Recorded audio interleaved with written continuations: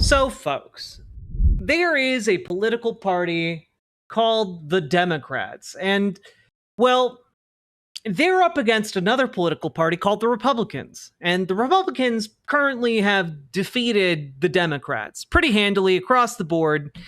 The Republicans currently control the House, the Senate, the judiciary, and the presidency. It's basically, they got everything they ever could have wanted. And, well, one might imagine, well, this Donald Trump fellow and all these scandals and all of the instability and all of the crises that are mounting day by day. How are the American people feeling about Republicans and Democrats? Because on the one hand, you have the Republicans doing blatantly evil things that are going to cause untold amounts of misery and death across the world, not just in the United States. And Democrats are doing, I don't know. I don't know what they're doing. There is no unified strategy at all.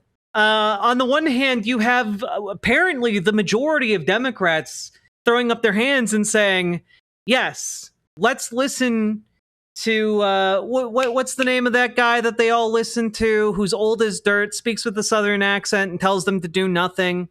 His name is escaping me right now, but they're all saying, let's listen to that guy, James Carville, and do nothing, because if we do nothing, then we don't anger our donors, and we look better than the Republicans by comparison, right? So there's that, right? That's the prevailing strategy among the Democrats. Let's take a look at how that's faring right now. On the one hand, you have a bunch of evil dipshits who are doing evil. And on the other hand, you have a bunch of apathetic dipshits who are doing nothing. Let's see how that translates into the latest polling from the Wall Street Journal. Oh, wow. So you're telling me that since 1990 to 2025, we are at an all-time low net favorability rating for the Democratic Party. People are aroused. I haven't seen people so aroused in a very, very long time. So, yeah, despite the fact that Republicans are doing evil, they have a higher favorability rating than Democrats, because it turns out that if you opt for the strategy where you just do nothing, you might look better in comparison to the Republicans that are doing active evil, but your base of support sees you doing nothing, and that, in fact, is not good enough. That, in fact, is bad, and people hate you more for it. So that's what we're seeing across the board. Now, what does this translate to? Well, it translates to a generic ballot where Democrats are doing slightly better than Republicans, like just if you ran a generic Democrat against a generic Republican, but not by as much as that same matchup was under Trump 1 this far in.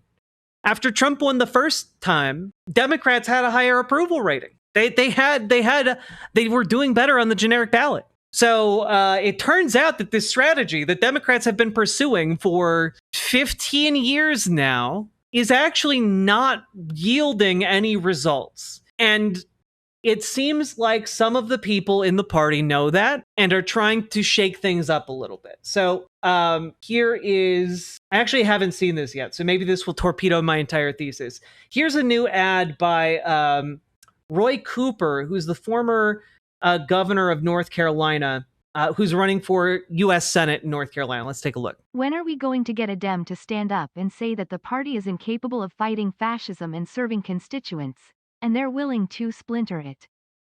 I mean, I think we're getting closer to that moment, frankly. This type of polling, let me be clear. This type of polling absolutely signals to Democrats that that is a valid door that is currently open. Okay? That type of polling, that level of net favorability indicates, guys, that literally any one of you could run on a platform of fuck Donald Trump, fuck fascism, I'm going to make your life better, and people would vote for you. People would vote for you over an incumbent. We need people getting into the primaries against these Democratic fucks who are choosing to do nothing. It wasn't always this hard, because being in the middle class meant something. You could afford a home. Your kids went to good schools. Your job paid enough to cover the basics, and most summers you could get away for a few days. For the most part, life was pretty good. I'm Roy Cooper, and I know that today for too many Americans, the middle class feels like a distant dream. Meanwhile, the biggest corporations and the richest Americans have grabbed unimaginable wealth at your expense. It's time for that to change. I grew up in Nash County working on the farm every summer. My mom was a public school teacher, my dad a small-town lawyer and farmer. It's where I started my family, taught Sunday school for years, and started my law practice that helped everyday people and small businesses. When you made me your attorney general, I prosecuted criminals and took on scammers, big banks, and drug companies. When you made me your governor, we balanced the state budget every year and worked with Republicans to raise teacher pay, recruit thousands of better-paying jobs, and expand Medicaid to more than 650,000 working North Carolinians. But right now, our country's facing a moment as fragile as any I can remember. And the decisions we make in the next election will determine if we even have a middle class in America anymore. I never really wanted to go to Washington. I just wanted to serve the people of North Carolina right here where I've lived all my life. But these are not ordinary times. Politicians in D.C. are running up our debt, ripping away our health care, disrespecting our veterans, cutting health for the poor, and even putting Medicare and Social Security at risk just to give tax breaks to billionaires. That's wrong, and I've had enough. I've thought on it and prayed about it, and I've decided I want to serve as your next United States Senator. Because even now, I still believe our best days are ahead of us. I love North Carolina, and I know you do too.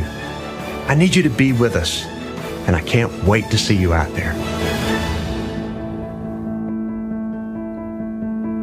Yeah, so that is an ad that is not targeted towards me, but I do recognize that it probably plays in North Carolina. It probably plays in North Carolina. Let's see here. Also, you really should read Black Shirts and Reds as well as Against Empire by Parenti. Both are essential reads. Socialism Through a Revolution is the only way.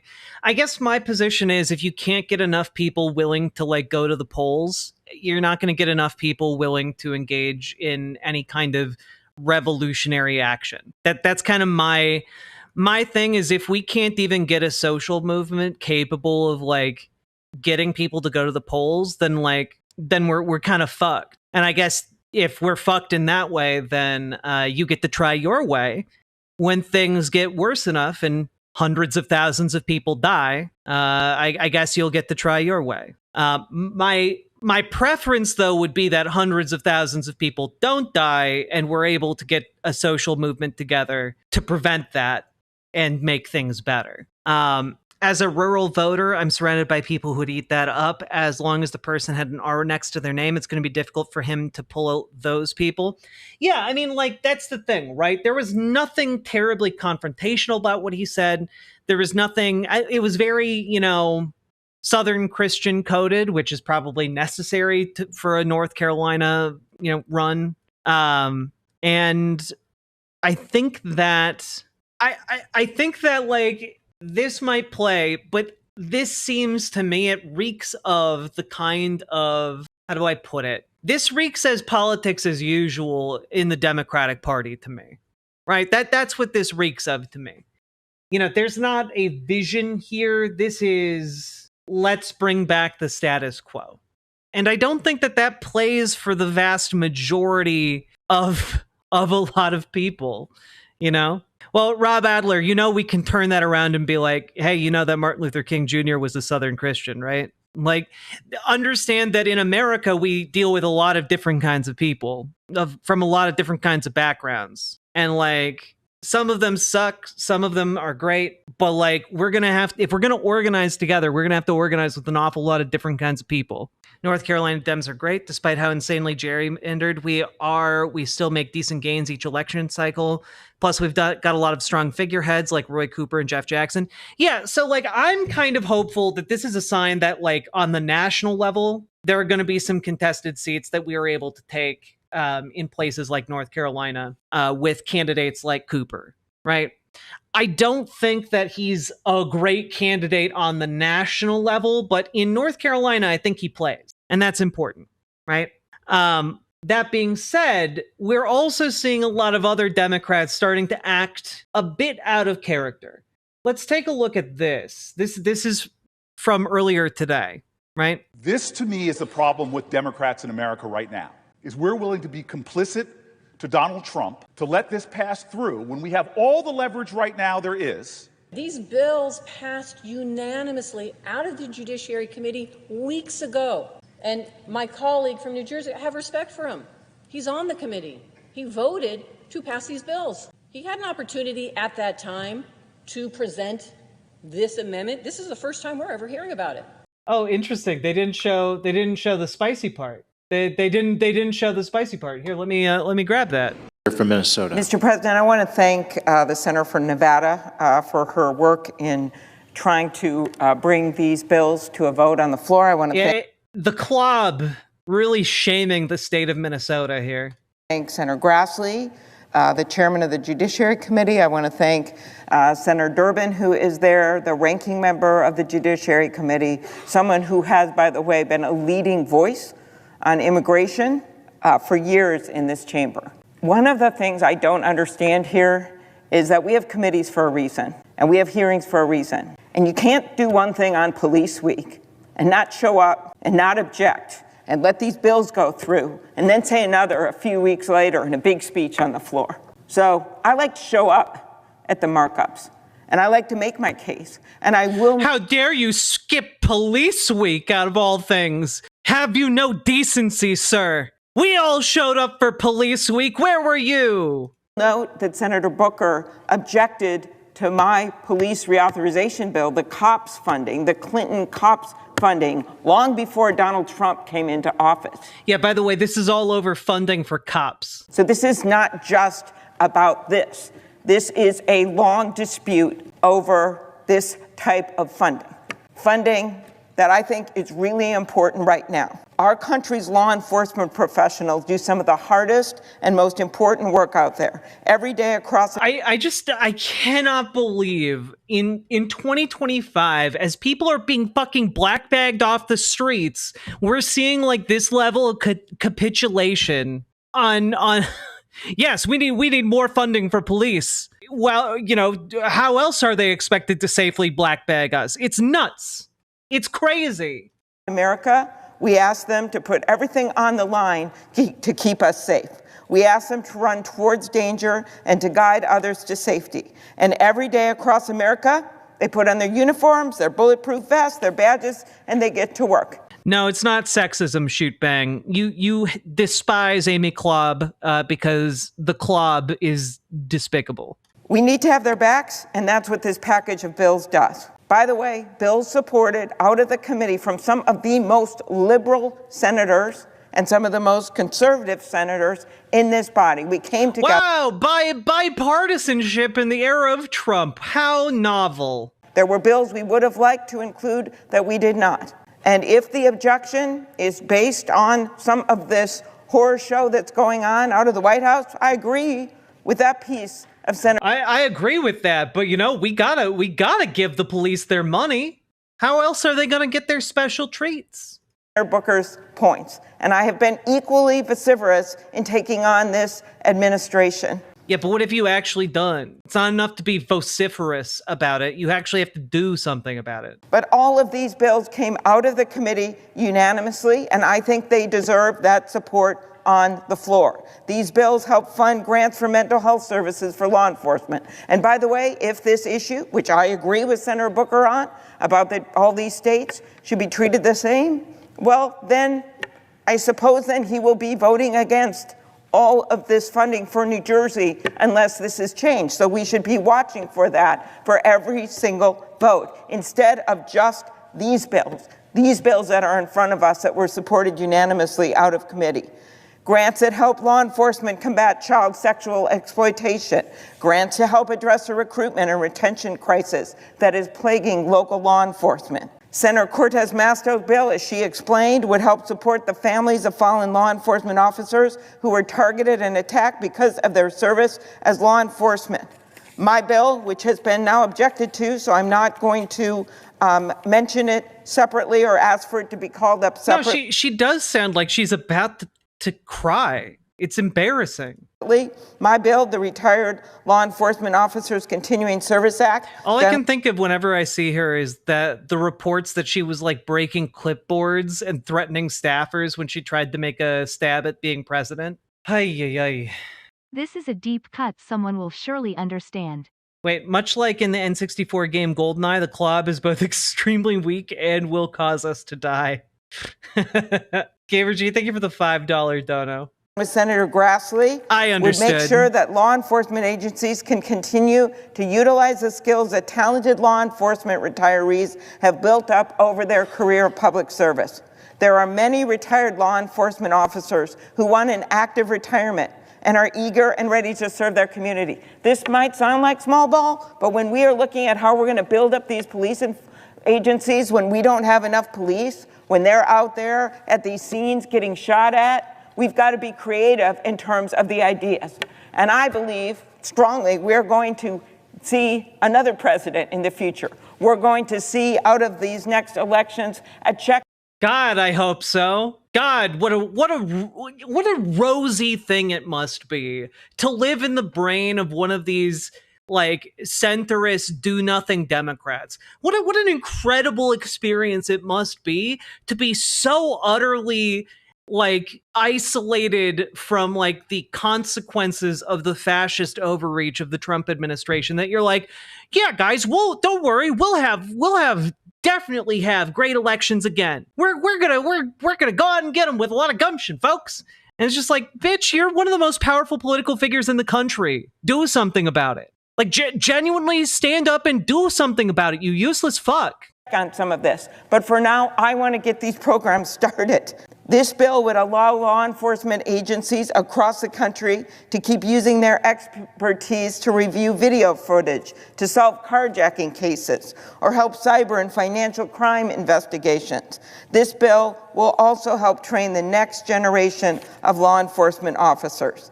These and the other police bills passed during Police Week, while those police officers are sitting during Police Week, when those police officers are right there. Did you know every single one of them, it was their birthday? Did you? Did you, Senator Booker? There in the hearing room, when no one objected. They are bipartisan, common sense legislation. They passed the Judiciary Committee unanimously. And I can't help it if someone couldn't change their schedule to be there. I think that these hearings should mean something, and that people should be saying the same thing they say on Police Week when those people are sitting out there in the uniforms who have lost loved ones, as they say on this Senate floor. If we expect law enforcement to respond to some of the most difficult crises at a moment's notice, it's on us to set them up for success. I was there at the National Mall where it rained the entire night, and not a family wasn't there when they thought it was going to be a nicer day. And that was this year on the National Mall to honor those fallen heroes, the Law Enforcement Officers Memorial Candlelight Vigil. Every single officer whose name was read that night was a beloved family member and a friend to so many, including 3 from my state. There was Officer Jamal Mitchell, who Marie G. and Greco, thank you for the gifted membership over on YouTube. Was shot and killed in the line of duty just last June, and officers Paul Elmstead and... What does this have to do with the funding, though? Like, this is some grandstanding here. What does that have to do with the funding? Here, you know, let's... With the 3 fallen first responders when they answered the call. He said of his fallen comrades, "We were there for 7 children. Nothing could be more honorable." He is absolutely right. You can't teach that kind of heroism. Our brave law enforcement professionals deserve to know that the resources they rely on will be there when they need them. And I hope we can work some of this out. I completely agree with. You know, I'm of the opinion that police officers should do less work, and we should instead have more robust social services that respond to different crises instead of, people with guns who are there to kill people if they need to. I think maybe that's better. I think that's better, actually. Sending more government folks out into communities that don't have guns, who can be seen as allies rather than people to be feared. I think that's probably good.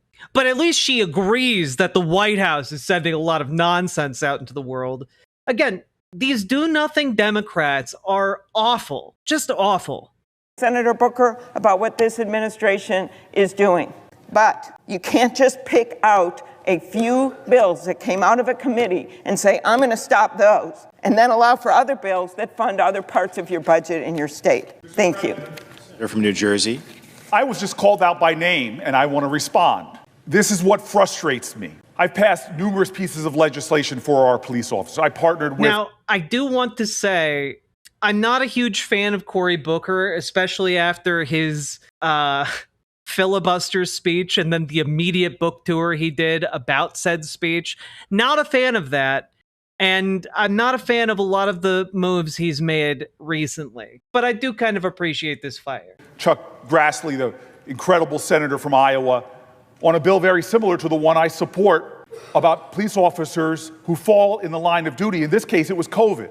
Police officers who got COVID and died had difficulty proving it was a line of duty death. We passed legislation to make sure those families get the benefits. I've worked in bipartisan ways and within my own party to make sure we get resources to our police officers. I don't need lectures about the urgency of this. One of my childhood best friends, a police officer in a small town in New Jersey, after a hard day's work, before he even went home to see his family, died by suicide. I don't need somebody implying in any way that this is not vital to me and my state, that we have resources for our police officers. That's why I support this package.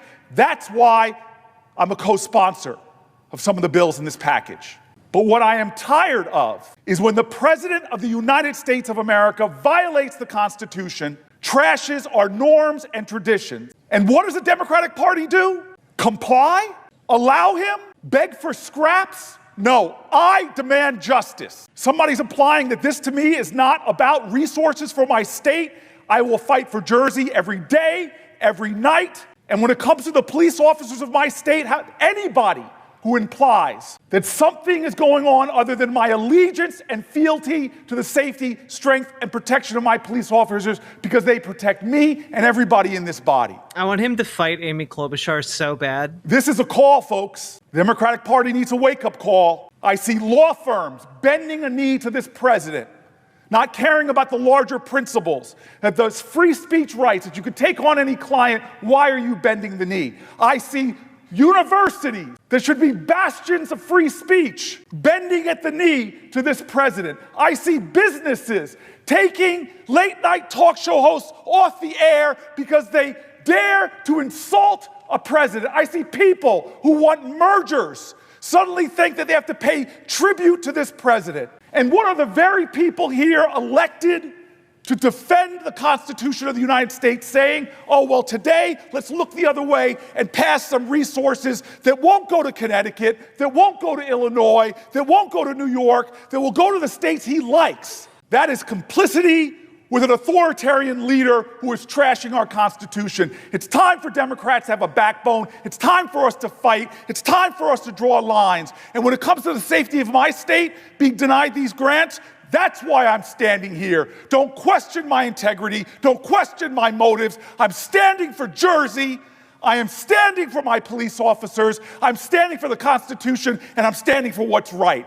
And dear God, if you want to come at me that way, you're going to have to take it up with me, because there's too much on the line right now in America. Get him, Cory. As people's due process rights and freedom of the speech rights and secret police are running around this country, picking people up off the streets who have a legal right to be here. There's too much going on in this country. When are we going to stand together for principles that I just heard that we're agreed with? When are we going to stand together? If we don't stand as Democrats, we deserve to lose. But if we stand united, if we stand strong, if we stand with other people, if we tell with a chorus of conviction in America, what this president is doing is wrong. If we stand up and speak that way, dear God, we will win. Like all of those people that are our ancestors who joined hands together and said, we shall overcome. No, not on my watch. I'm protecting Jersey today. I'm protecting our Constitution today. I'm standing today. Mr. President. The senator from Nevada. Well, from Minnesota. Well, that happened. Anyway, this whole speech is improvised too, right? Yep. So I just have to say there's a definite crack forming within the Democratic Party. There are people who recognize there's a need to do something, or at the very least, a demand from constituents to look like you're trying to do something. And, well, you know, you have a perfect example of a do-nothing Dem, and at least a Democrat who's willing to try to do something. Now, this additional thing happened earlier today, I believe, maybe yesterday. Breaking Points had on Senator Alyssa Slotkin, and Alyssa Slotkin gave like the response to Trump's State of the Union address not that long ago. It was a response to one of his speeches, if not the State of the Union. I can't remember the name of it, but it was surprising because not a lot of people had really been paying attention to her on the national stage. We're not going to watch the entire thing, but I found this 40-second long clip interesting. I mean, do you still support Chuck Schumer's leadership here? He hasn't given an interview in about a month.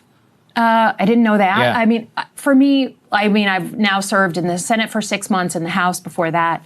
Chuck Schumer and Hakeem Jeffries have hard jobs, like herding cats. It's not fun. I've said for a very long time, long before I got into the Senate and long before President Biden dropped out, that we need a new generation of leadership. You can feel it in, and I think at this point, I mean, especially New York, right? You're looking at New York, it's like, I'd rather roll the dice with someone new than have like the warmed over leftovers that I've already known. I mean, do you I mean, that is not her saying she supports Chuck Schumer. That is not her saying she supports the current Democratic leadership. And obviously she's angling for that position. My hope is that, you know, I don't like Cory Booker, but I feel like he's angling for it. I feel like Senator Van Hollen is angling for it. A lot of people are angling for leadership in the Dems right now in the Senate. And it's quite interesting. But ultimately, what is the energy that we're really looking for, right? What energy are we looking for here? I want to introduce y'all to the Secretary of State in Maine, okay? Her name is Shenna Bellows, and I want to read to you her statement after the Trump administration sent a request for access to sensitive voter information and voting systems in the state. Quote, "The Gulf of Maine is awfully cold, but maybe that's what the DOJ needs to cool down. So here's my answer to Trump's DOJ today. Go jump in the Gulf of Maine." And honestly, that nailed it. Shenna Bellows, Maine, you nailed it. You should be in charge of the Democratic Party. That is the answer we need. That is what we need right now on the national level. We need that energy on every level of the Democratic Party. Also, just look at this scamp. Look at her. Like, that's the energy we need right there. Yeah, we need some, like, you know, wine mom ways of saying go fuck yourself without the fuck. It just really seems to me that Democrats are routinely missing the mark. That we have for so long been underneath this oppressive system of doing nothing. And it's just not good enough anymore. We need to mobilize people to do so much more. I don't know much about Van Hollen, but he did go to El Salvador for Garcia, and it seems like it helped. Yes, I would attribute Kilmar Garcia getting out of prison in part due to Van Hollen and other members of Congress going down there to check on him. Wait, are you talking about the lady on Breaking Points? Did you see the full interview? It got really bad near the end. I am talking about that lady, except that the part of the interview that I was interested in was the part where she talks about how she, in fact, does not support Chuck Schumer. I like that. That is what I found interesting, because it's specifically about that schism in the Democratic Party. I'm not saying that she's a good person. I'm not saying that I support her policies. I'm not saying that she is good and you should all pay attention to her. But what I am saying is that she was the chosen scion of like Democratic leadership. And even she's basically saying, I shouldn't wait my turn. We need to replace Chuck Schumer. Like, even she, the person whose job it is to like wait in the wings until Chuck Schumer dies and then take his spot. That's typically how Democrats operate. Even she is saying, yeah, he's got to go. Like that is a pretty deep level of fucked. She saw the polling and is coming to the inevitable conclusion that a lot of Democrats are, that what they're doing isn't working and it isn't anywhere near enough. If we spike the nation's water supply with some wine, we can build an army of wine moms to overthrow the government. I don't even know how to respond to that. Thank you for the $5 donut, Jazz Dog. God. It's so dumb. We live in such a dumb timeline. Remember to like, comment, and subscribe. Do the things. I just wanted to really get out the point that we're rapidly approaching a time period where there's going to be a switch.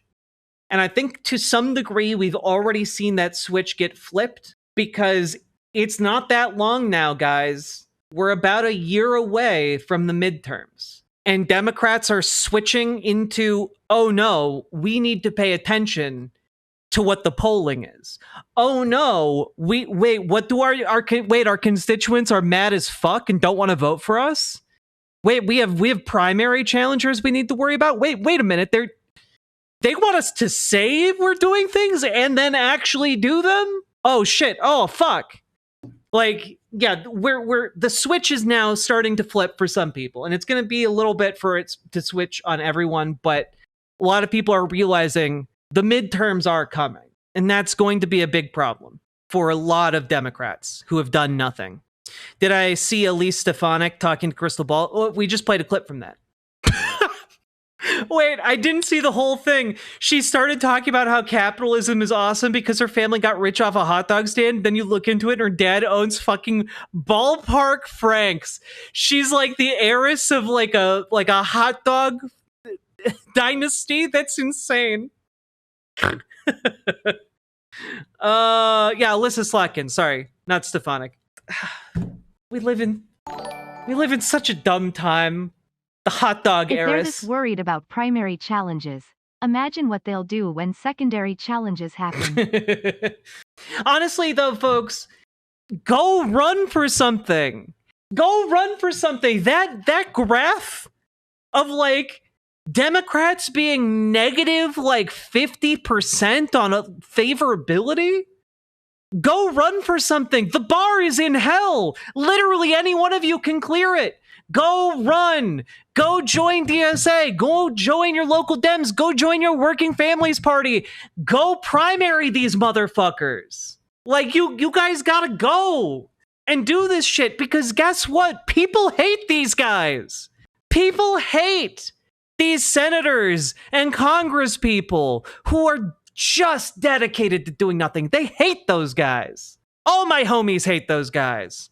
Can't wait to hear the eventual insane interview between the hot dog heiress and the TV dinner heir, right? Riverboat Jack is coming to town. All the viewers gather round. Twitch and YouTube and swishy streams. All that content is bursting the seams. Politics, gaming, and plenty more. Your sense of fashion you'll adore. So grab your stuff and hop aboard. We're going straight to Jack's Discord. Riverboat Jack.